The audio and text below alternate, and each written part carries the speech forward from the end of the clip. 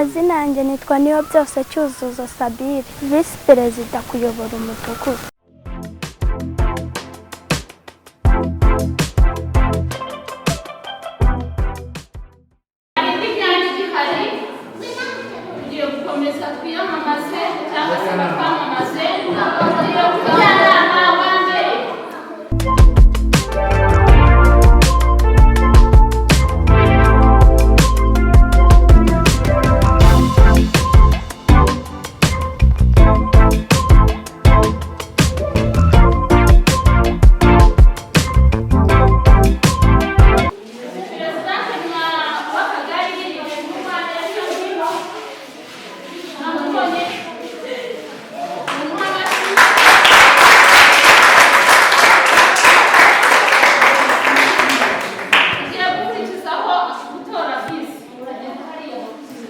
Nitwa Ndatimana Charles, ntuye mu kagari k'Agateko, Umurenge wa Gashora. Mu by'ukuri ni kwa kundi nyuma y'akazi uganiriza abana,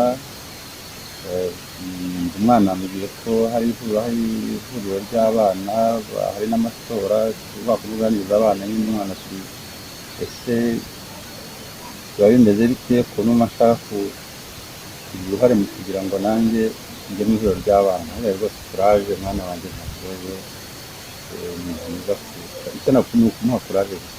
Ntekereza ko gushyigikira inzozi z'abana ni byiza, kuko uko icyo umwana yatekereje akakigezaho ukabona ko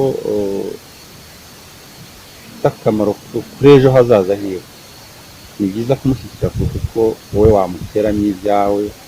Mu by'ukuri nta nubwo wenda navuga ngo namuherekeje gutorwa, kuko nta nubwo nzi ko atorwa. Urabona yiga i Rwamagana, hashize igihe mu gihe cya Covid abantu batabona, ntabwo yateze ati mfite akanya ngo uhanyobore. Ni urwo rwego namuherekejemo, ariko nzaba mfite umwanya akansaba ko n'ubundi muherekeza nzamuherekeza.